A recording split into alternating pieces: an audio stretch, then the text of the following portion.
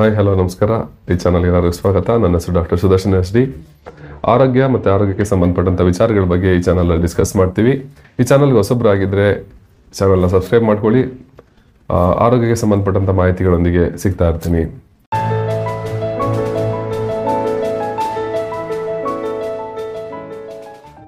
So ಇವತ್ತಿನ topic ಕುಡಿತ. ಈ ಆಲ್ಕೋಹಾಲ್ ಡ್ರಿಂಕ್ಸ್ ಮಾಡೋದ್ರ ಬಗ್ಗೆ ಮಾತಾಡೋಣ.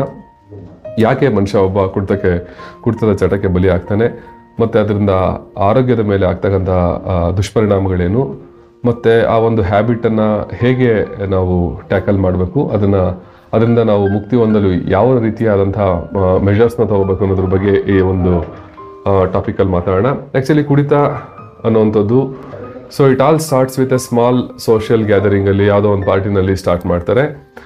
ಅದು ದಿನೇ ದಿನೇ ದಿನೇ ದಿನೇ ದಿನೇ ಜಾಸ್ತಿ ಆಗ್ತಾ ದಿನ ಬೆಳಿಗ್ಗೆ ಎದ್ದರೆ ಕುಡಿಬೇಕು ಅನ್ನೋವಂಥ ಒಂದು ಪರಿಸ್ಥಿತಿಗೆ ಮನುಷ್ಯ ತಲುಪಿದಾಗ ಅದು ಕುಡಿತದ ಚಟವಾಗಿ ಪರಿಣಮಿಸುತ್ತೆ, ಆಲ್ಕೋಹಾಲ್ ಅಡಿಕ್ಷನ್ ಆಗುತ್ತೆ. ಸೊ ಹ್ಯಾಬಿಟ್ ಅಂದ್ರೆ ಹಾಗೆ HABIT. ಅದರಲ್ಲಿ H ತೆಗೆದಾಕಿದ್ರೆ ಎ ಬಿಟ್ಟು ಉಳ್ಕೊಳ್ಳುತ್ತೆ, ಎ ತೆಗೆದಾಕಿದ್ರೆ ಬಿಟ್ಟು ಉಳ್ಕೊಳ್ಳುತ್ತೆ, ಇನ್ಫ್ಯಾಕ್ಟ್ ಬಿ ತೆಗೆದಾಕಿದ್ರೆ ಇಟ್ ಉಳ್ಕೊಳ್ಳುತ್ತೆ. ಸೊ ಹಾಗಾಗಿ ಹ್ಯಾಬಿಟಿಂದ ಆಚೆ ಬರೋವಂಥದ್ದು ಭಾಳ ಕಷ್ಟ. ಇದನ್ನ ಹೇಗೆ ಟ್ಯಾಕಲ್ ಮಾಡೋದು ಅನ್ನೋದು ಆಮೇಲೆ ನೋಡೋಣ. ಅದಕ್ಕಿಂತ ಮುಂಚೆ ಇದು ನಮ್ಮ ದೇಹದ ಮೇಲೆ ಆಗ್ತಕ್ಕಂಥ ದುಷ್ಪರಿಣಾಮಗಳ ಬಗ್ಗೆ ಮಾತಾಡೋಣ.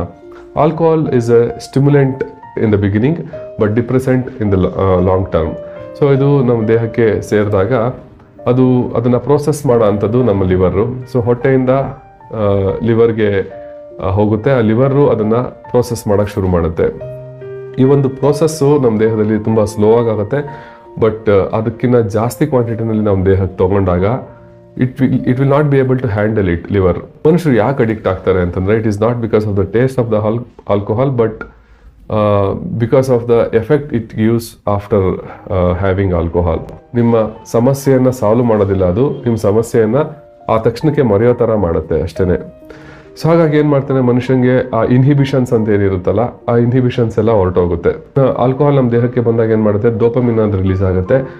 ಅದು ಪದೇ ಪದೇ ನಮಗೆ ಆಲ್ಕೋಹಾಲ್ ಬೇಕು ಅನ್ನೋ ಥರ ಮಾಡುತ್ತೆ. ಡೋಪಮಿನ್ ಅನ್ನೋಂಥದ್ದು ಹ್ಯಾಪಿ ಹಾರ್ಮೋನ್.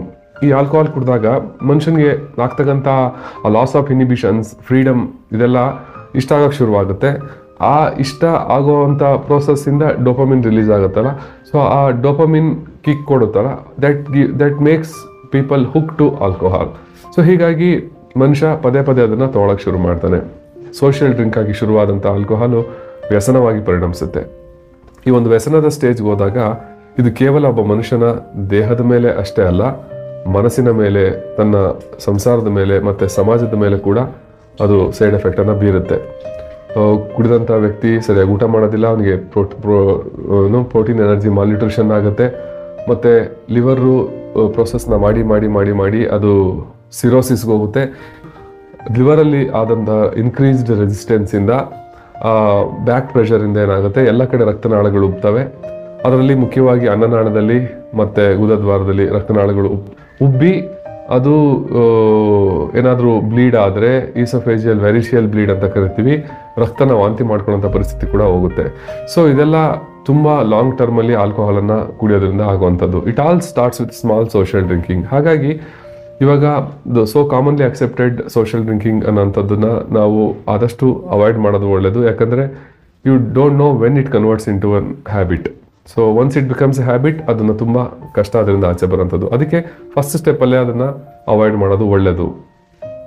ಸೊ ಹೀಗೆ ಕೇವಲ ದೇಹದ ಮೇಲೆ ಅಲ್ಲದೆ ನಮ್ಮ ಮನಸ್ಸಿನ ಮೇಲೆ, ನಮ್ಮ ಸೋಷಿಯಲ್ ರಿಲೇಷನ್ಶಿಪ್ ಮೇಲೆ, ಮತ್ತು ಕುಡಿದು ಬಂದಂಥ ವ್ಯಕ್ತಿಗೆ ಒಂದು ಸಮಸ್ಯೆಗಳನ್ನು ಫೇಸ್ ಮಾಡ್ತಕ್ಕಂಥ ವ್ಯವಧಾನ ಇರೋದಿಲ್ಲ, ಮನೆಯಲ್ಲಿರ್ತಕ್ಕಂಥ ಪ್ರಾಬ್ಲಮ್ಸ್ನ ಸಾಲ್ವ್ ಮಾಡೋಕ್ಕಾಗೋದಿಲ್ಲ. ಹಾಗಾಗಿ ಏನು ಮಾಡ್ತಾನೆ ಅಂತಂದರೆ ಮನೆಯಲ್ಲಿ ಯಾವ ಪ್ರಾಬ್ಲಮ್ಗೂ ಅಡ್ರೆಸ್ ಮಾಡಲ್ಲ, ಇರ್ರೆಸ್ಪಾನ್ಸಿಬಲ್ ಆಗ್ತಾನೆ. ಮತ್ತು ಹಾಗಾಗಿ ಎಲ್ಲರ ಒಂದು ವಿಶ್ವಾಸವನ್ನು ಕಳ್ಕೊತಾನೆ, ಮನೆಯಲ್ಲಿ ಅವ್ರ ಮೇಲೆ ಗೌರವ ಕಡಿಮೆ ಆಗ್ತಾ ಹೋಗುತ್ತೆ. ಸೊ ಹೀಗಾಗಿ he will become more addicted to the alcohol, which makes him forget all these problems.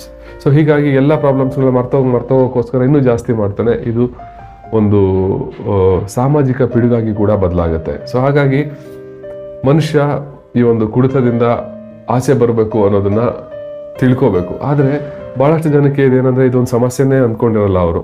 ನಾನು ಯಾವಾಗ ಬೇಕಿದ್ರೂ ಅದನ್ನು ಬಿಟ್ಬಿಡ್ತೀನಿ ಅನ್ನೋ ಒಂದು ಭ್ರಮೆನಲ್ಲೇ ಇರ್ತಾರೆ. ಆದರೆ ಅದು ಆ ಒಂದು ಅಭ್ಯಾಸ ಅವರನ್ನು ಎಷ್ಟು ಆವರಿಸ್ಕೊಂಡ್ಬಿಟ್ಟಿರುತ್ತೆ ಅಂತಂದರೆ ಅದರಿಂದ ಆಚೆ ಬರೋಕ್ಕೆ ಕೂಡ ಆಗ್ತಾ ಇರಲ್ಲ ಅವ್ರಿಗೆ.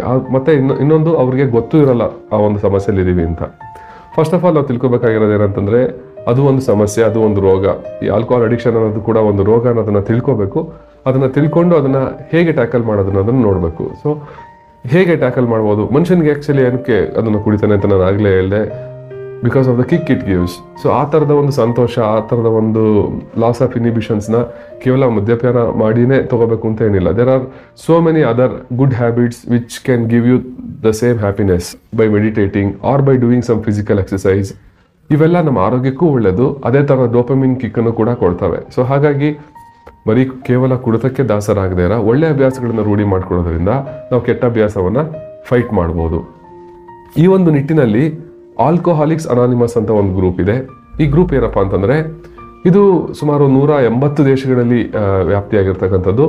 ಇದು ವರ್ಲ್ಡ್ ವೈಡ್ ಒಂದು ಸೆಲ್ಫ್ ಹೆಲ್ಪ್ ಗ್ರೂಪ್ ಅಂತ ಹೇಳ್ಬೋದು. ಇದರಲ್ಲಿ ಯಾವಾಗ ಯಾರೊಬ್ಬರು ಕುಡಿತದ ಚಟದಿಂದ ಬಳಲಿ ಅದರಿಂದ ಆಚೆ ಬಂದು ತಾವು ತಮ್ಮ ಜೀವನವನ್ನು ಇಂಪ್ರೂವ್ ಮಾಡ್ಕೊಂಡಿರೋ ಅಂಥವ್ರು ದೇ ಸ್ಟಾರ್ಟ್ ಕೌನ್ಸಿಲಿಂಗ್ ಪೀಪಲ್. ಇದು ಏನು ಯಾವುದೇ ರೀತಿಯಾದಂಥ ಮೆಡಿಕಲ್ ಟ್ರೀಟ್ಮೆಂಟ್ ಅಲ್ಲ, ಬಟ್ ಕೌನ್ಸಿಲಿಂಗ್ ಪೀಪಲ್, ಜನಗಳನ್ನ ಸಮಾಲೋಚನೆ ಮೂಲಕ ಅವರ ಮನಸ್ಸನ್ನು ಪರಿವರ್ತನೆ ಮಾಡ್ತಕ್ಕಂಥ ಒಂದು ಗ್ರೂಪ್ ಕೂಡ ಇದೆ. ಸೊ ಈ ಗ್ರೂಪಲ್ಲಿ ಇದು ಗ್ರೂಪ್ ತಮ್ಮ ಜಾಗಗಳಲ್ಲಿ ತಾವು ಇರೋ ಊರಿನಲ್ಲಿ ಕೂಡ ಇದಿರಬಹುದು.